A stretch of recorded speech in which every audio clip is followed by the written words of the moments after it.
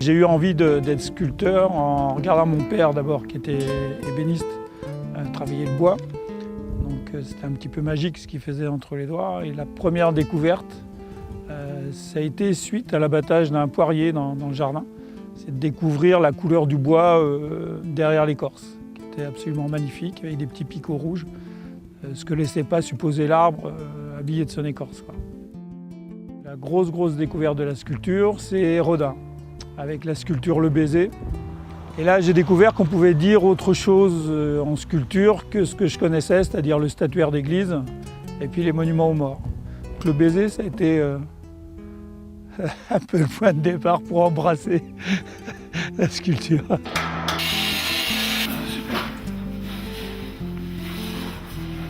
Une sculpture, c'est le toucher, quoi. Puis ensuite, il y a des rencontres, comme un sculpteur vendéen, un grand sculpteur qui s'appelle Henri Muraille, ou un ami peintre, Jacques de Mignoni, qui est un grand monsieur. Donc, au fur et à mesure de ces rencontres, on se construit et on a envie d'aller plus loin. Toutes mes sculptures ont plusieurs personnages. C'est-à-dire que je développe dans mes thèmes la relation entre les personnages, et non pas le personnage lui-même. La sculpture, c'est quand même avant tout de l'émotion. Et en fait, ça sert à dire ce qu'on ne sait pas dire avec les mots. C'est juste autre chose que des mots. L'objectif d'une sculpture ou l'objectif des thèmes développés par un artiste n'est pas de choquer, c'est pas ça l'objectif. Mais c'est de tout dire au risque de choquer. Moi, je me sens avant tout citoyen du monde et c'est ça qui est important pour moi aujourd'hui.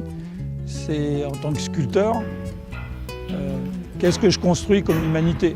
J'ai parlé de montrer les raisons d'espérer plutôt que désespérer. C'est ça le sens de mon travail. C'est qu'est-ce qu'on veut construire ensemble. Mais j'ai vraiment compris que ce que je voulais faire, c'était de montrer plutôt la complémentarité entre les hommes, la richesse de leurs différences, plutôt que la compétition.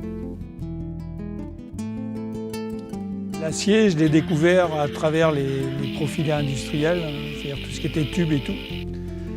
Et le but du jeu, c'était de faire une sculpture la plus émotionnellement aboutie, avec un matériau aussi froid, aussi standard qu'est un tube.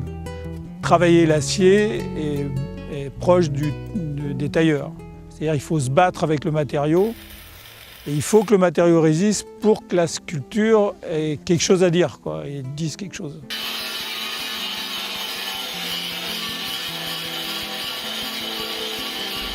Alors, dans la conception de la sculpture, quand on fait 50 ou 100 dessins, il y a déjà les accidents de dessin qui nous amènent, à force de dessiner la même chose, qui nous amènent un petit peu ailleurs. Des fois, des accidents. On exploite les accidents de dessin.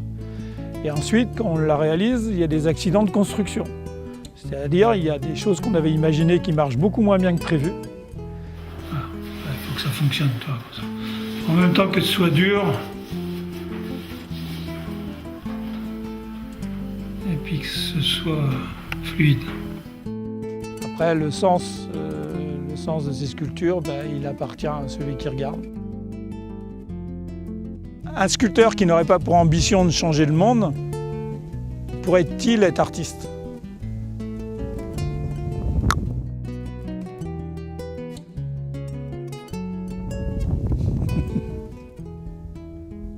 Ça te va?